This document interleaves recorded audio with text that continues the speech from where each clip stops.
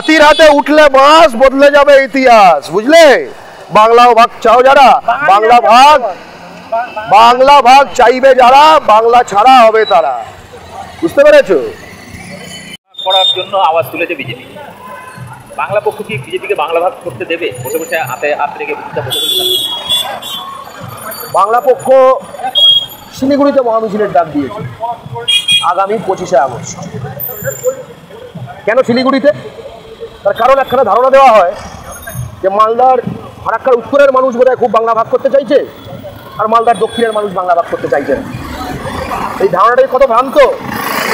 এটার জন্য 25শে আগস্ট শিলিগুড়িতে বাংলা পক্ষের মহামিছিল হবে বাংলা ভাগ ষড়যন্ত্রের বিরুদ্ধে।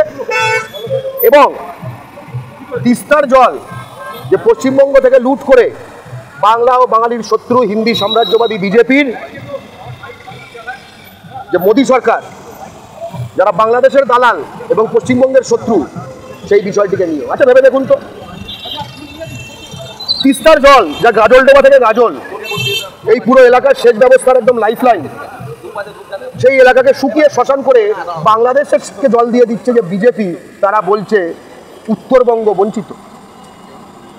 যে সুকান্ত মজুমদার তার লোকসভা কেন্দ্র বালুরঘাট, সেখানে বুনিয়াদপুরে রেল ফ্যাক্টরি প্রকল্পটা বন্ধ করে দিল, যেটা মুখ্যমন্ত্রী মমতা বন্দ্যোপাধ্যায় যখন রেলমন্ত্রী ছিল তখন যেটা ইউপিএ দিয়ে ঢুকিয়েছিল। যারা সেখানে রেল প্রকল্প বন্ধ করে দেয়, রেল ফ্যাক্টরি বন্ধ করতে চায়, তারা বলে উত্তরবঙ্গ বঞ্চিত।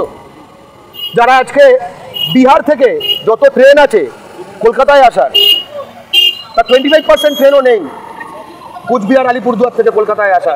মানে ছাপড়া বালিয়া থেকে কলকাতায় ঠিক সেদিকে যেতে পারবে, কিন্তু কোচবিহার থেকে জলপাইগুড়ি থেকে সহজে কলকাতার একাংশ হয়ে উঠতে পারবে না, তার রাজধানীতে তার হকের দাবি বুঝে নিতে পারবে না। এটা কি এমনি এমনি?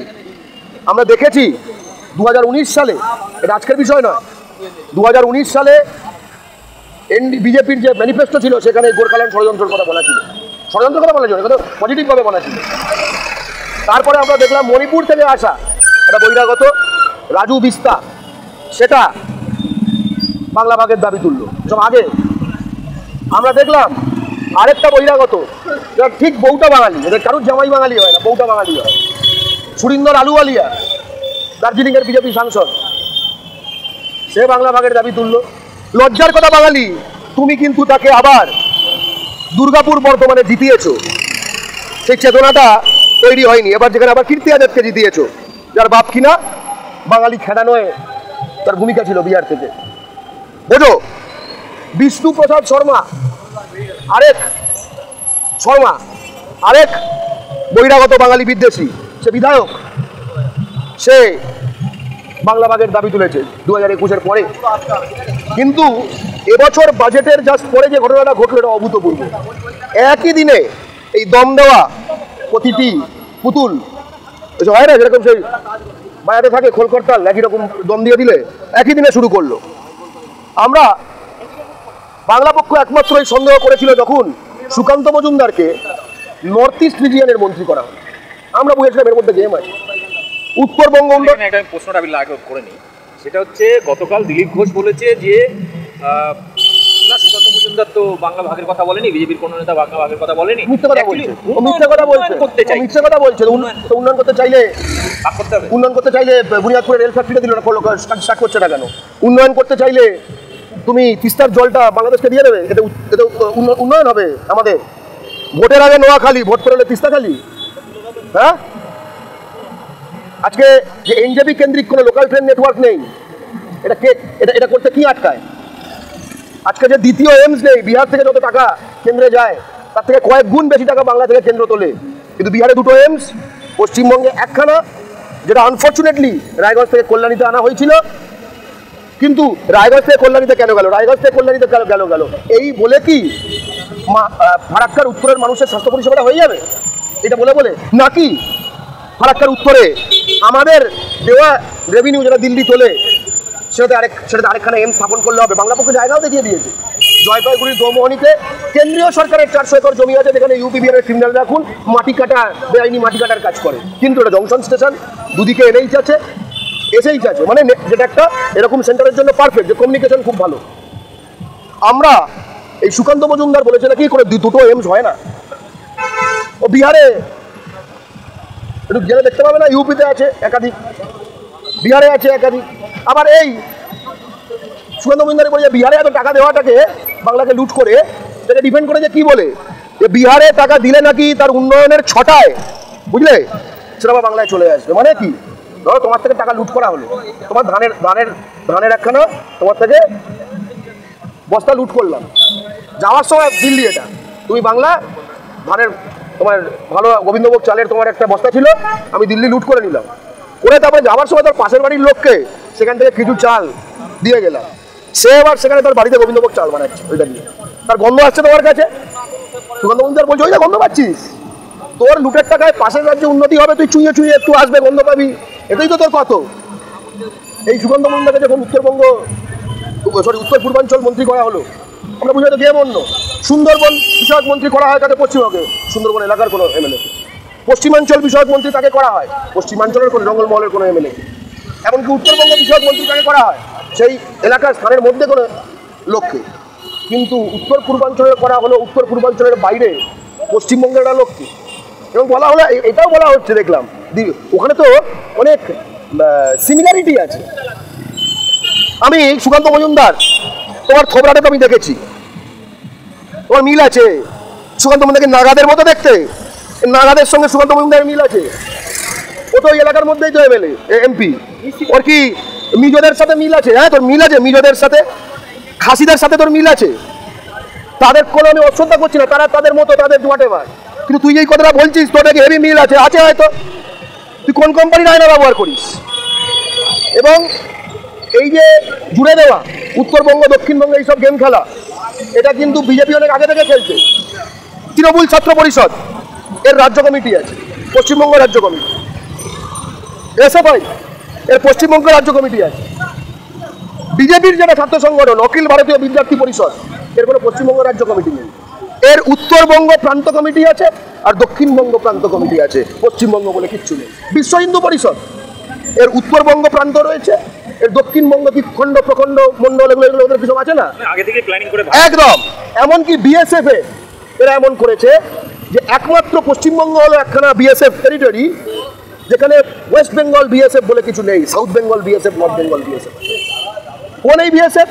যার 15 কিলোমিটার থেকে 50 কিলোমিটার করার মাধ্যমে আজকে তুমি এই ফারাক্কার উত্তরের প্রতিটি জেলার ফুল এরিয়াতে তার বিচরণ ঘটার তুমি ব্যবস্থা করে নিয়েছো। আমাদের কিন্তু জুড়তে হবে ডটগুলো, একটা একটা এরকমভাবে দেখলে হবে না।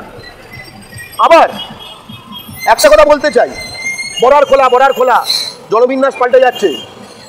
কদিন আগে বাংলাদেশি ইউটিউবার মেঘালয়তে কী করে ঢুকতে হয় তা দিয়ে ভিডিও করে দেখিয়েছে। আচ্ছা, ওখানে তো এনডিএ সরকার।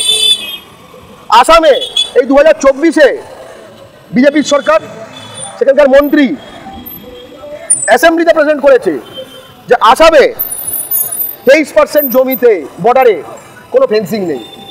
পশ্চিমবঙ্গে জমি দেয় না বলে নাকি ফেন্সিং নেই, এসব অজুহাত দেওয়া হয়। আসামে কে জমি দিচ্ছে না? বিজেপিকে জমি দিচ্ছে না। এই যে মানে ভুয়া কথাগুলো, এবং আমি দেখি বাংলার যে এবিপি আর TV9 রিপাবলিক এইসব টাইপের যেগুলো, এদের কোনো ফ্যাক্টের কোনো গল্প নেই, এই কথাগুলো হাওয়ায় ছড়িয়ে দেওয়া হয়। আর তৃণমূলের যারা CPM-এর যারা, তারাও তো হাফ শিক্ষিত, এগুলো করে শুনে যায়। বাংলা পক্ষ তো সেই জিনিসটা স্পষ্ট করে তথ্য দিয়ে যে পার্সেন্টও বলে দেবে, এইও বলে দেবে, ওইও বলে দেবে। কিন্তু এবার কিন্তু শুধু সেখানে সীমিত নয়, রাজু বিস্তা আবার বলেছে, ঠিক আছে? আমরা দেখেছি জন পাল্লা সেটা যখন তুলেছিল, 3-4-5 পুরুষ আগে যারা ঝাড়খণ্ড থেকে ব্রিটিশে এনেছিল চা বাগানে খাটাতে, ঠিক আছে, সেও বাংলা ভাগের দাবি করছে, তাকে প্রাইজ হিসেবে কেন্দ্রের মন্ত্রী করে দিল। সে আসামে থাকে, তার আসাম অ্যাড্রেস, মানে আসাম অ্যাড্রেসের লোক বাংলা ভাগ করতে চাইছে, মণিপুর অ্যাড্রেসের লোক রাজু বিস্তা সে বাংলা ভাগ করতে চাইছে, ঠিক আছে? দেখো দুবে ফুবে এসব বিহারির কোনো এসব, এদের উত্তর আমাদের নেই। তুমি বিহার নিয়ে চিন্তা করো, তার মানেটা কি? আমি অন্যটা কথা বলছি। আচ্ছা, বিহারে গিয়ে যদি কোনো বাঙালি বলতো, এই দুয়ের কথাই যখন বলছে যে বিহার ভাগ করতে হবে, বিহারে ওদের কটা ভাগ করতো? ওই যে লোকটা বলতো এটা আমি জানতে চাই, ঠিক আছে? আমরা আইন এবং সংবিধান মানি বলে আমরা কিন্তু গণতান্ত্রিকভাবে প্রতিরোধ করে তুলছি, কিন্তু ধৈর্যের পরীক্ষা নেবেন না।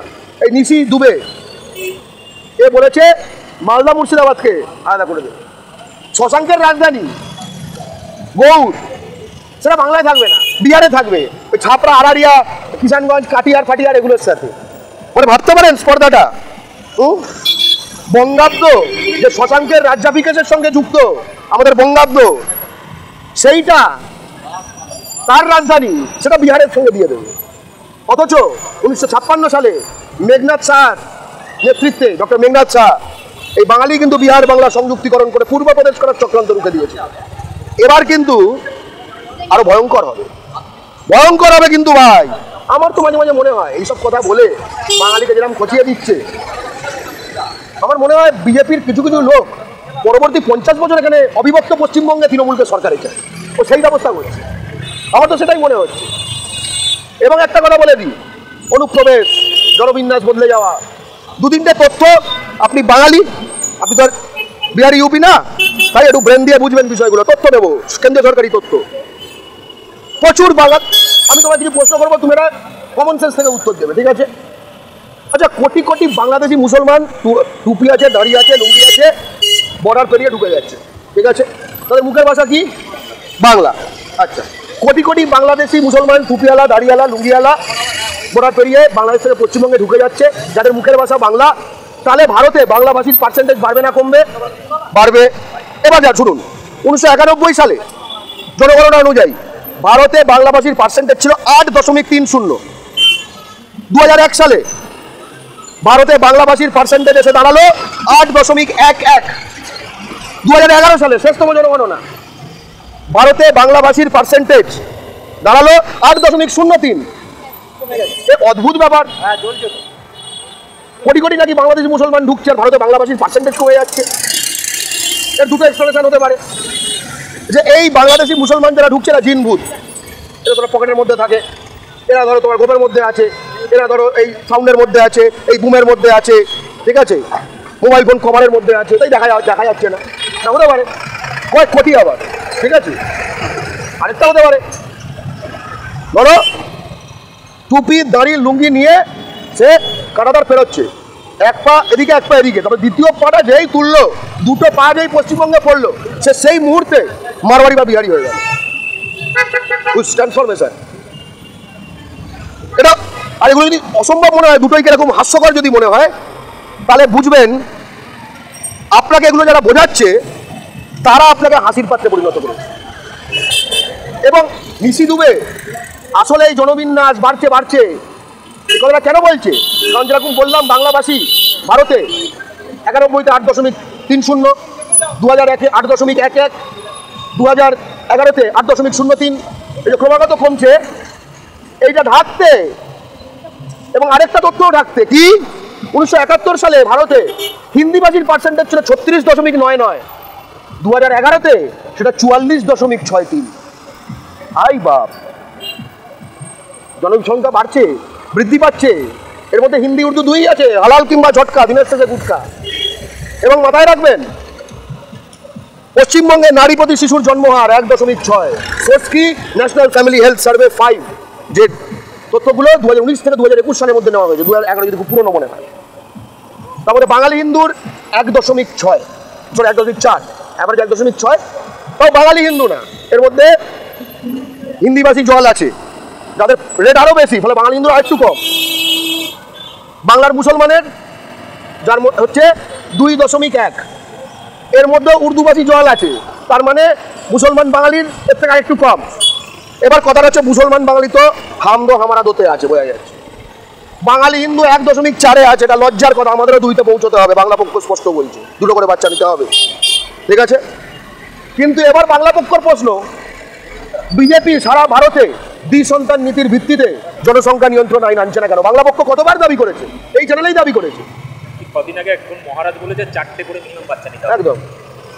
এমনকি বিজেপির একটা রাজ্যসভা এমপি ছিল, রাকেশ সিনহা, ওই নমিনেটেড এমপি হয় না, তেন্ডুলকর, ওই সব ওই টাইপের আরএসএসেরই লোক, ওই বুদ্ধিজীবী বলে কোটায় ঢুকিয়েছিল রাজ্যসভায়। সেটা প্রাইভেট মেম্বার বিল এনেছিল রাজ্যসভায়, যে জনসংখ্যা নিয়ন্ত্রণ আইন, বিজেপি তাকে উইথড্র করিয়ে দিয়েছে। অশ্বিনী কুমার উপাধ্যায়, আরএসএস এর আইনজীবী সংগঠন অধিবক্তা পরিষদ, তার ইম্পর্টেন্ট নেতা, যে ভারতে PIL ম্যান নামে খ্যাত, দিল্লির সার্কেলে, সে করেছিল PIL সুপ্রিম কোর্টে যে জনসংখ্যা নিয়ন্ত্রণ আইন চাই, তখন নোটিশ করা হয়েছিল কেন্দ্রীয় সরকার, এই মোদীর সরকার। সে বলেছিল না, কোনো আইন ফাইন দরকার না, আমরা প্রচার করেই হবে। আরে প্রচার করে হয় না বলেই তো ওদের এলাকায় ওদের লোক বাড়ে। ওরা জানে সব করে কিছু হয় না, এবং ওদের লোক বাড়াতে চায় যাতে কিনা 2026-এর পরে এই যে আসন পুনর্বিন্যাস হবে নতুন জনসংখ্যার ভিত্তিতে, যার ফলে বাংলা সহ অহিন্দি রাজ্যগুলোর লোকসভায় অনুপাত কমে যাবে। আরে ইউপি, বিহার, রাজস্থান, মধ্যপ্রদেশ এগুলো বেড়ে যাবে, যার ফলে হিন্দি বলয় প্লাস গুজরাট সুইপ করলে কেন্দ্রীয় সরকার হয়ে যাবে। অর্থাৎ ভারত একটি বহুজাতিক বহুভাষিক রাষ্ট্র থেকে একটি হিন্দি সাম্রাজ্যবাদী একদম রাষ্ট্রে পরিণত হবে, তার একদম নীল নকশা। এবার এই যে চেষ্টাটা করছে তার ফ্যাক্ট আমরা বুঝলাম। এবার বাঙালি তো এর আগেও বাংলা ভাগ বিরুদ্ধে রবীন্দ্রনাথ ঠাকুর থেকে শুরু করে অনেকে আন্দোলন করেছিলেন, তখনকার মতো রুখে দিয়েছিলেন। কিন্তু 47-এর শ্যামাপ্রসাদ তমুক অনেকে বা মারওয়াড়ি তখন বাজার, শুধু শাহবাজ মারওয়াড়ি না, মুসলিম লীগ প্রচণ্ডভাবে এর মধ্যে জড়িত ছিল। এবারে যেটা হচ্ছে যে আবার যে প্রক্রিয়া, এবারে তো কোনো মুসলিম লীগ কেউ দাবি করেনি, এবারে বাঙালিও কোনো রাজনৈতিক দল দাবি করে। লক্ষ্য করে দেখো, বিজেপি এই ভাগ করাটা ভোটের আগে বলেনি। হ্যাঁ, ভোটের আগে বললে এই 12টা জিতেছে, একটাও জিততো না। ও জানে আসলে কি 26-এ বাঙালি কি জবাব দেবে? 26 অব্দি অপেক্ষা করবে কেন? শুধুই ভোট, শুধুই রাজনৈতিক দল। এই যে দিলীপ ঘোষ বলছে আমরা বাংলা ভাগ চাই না, কেন বলো তো? ও তো এখানে থাকে, বাঙালি ফায়ার হয়ে গেছে। ও যে আমি না ভাই, আমি না, আর সত্যি সত্যি আমাকে সুরক্ষিত রাখ। বাংলা ভাগ হলে তো লাস্টে দিলীপ ঘোষ লোকে এখন এই স্লোগান দিচ্ছে। এই যারা এখানে বাংলা ভাগ সাপোর্ট করছে, যারা বিজেপি, এদের যারা সাপোর্ট করছে তারা তো যাই হোক তাদের মতো, আর যারা এগুলো দেখছে আর আশপাশে বাঙালির রিয়াকশন দেখছে তাদের কিন্তু শর্ট হয়ে যাচ্ছে। বুঝতে পেরেছো? ফলে যারা বাংলা ভাগ চাইছেন সে সমস্ত এখন থেকে সাবধান হয়ে যাচ্ছে। জাতির হাতে উঠলে বাঁশ, বদলে যাবে ইতিহাস, বুঝলে? বাংলা ভাগ চাও যারা, বাংলা ভাগ চাইবে যারা, বাংলা ছাড়া হবে তারা। বুঝতে পেরেছো? জয় বাংলা।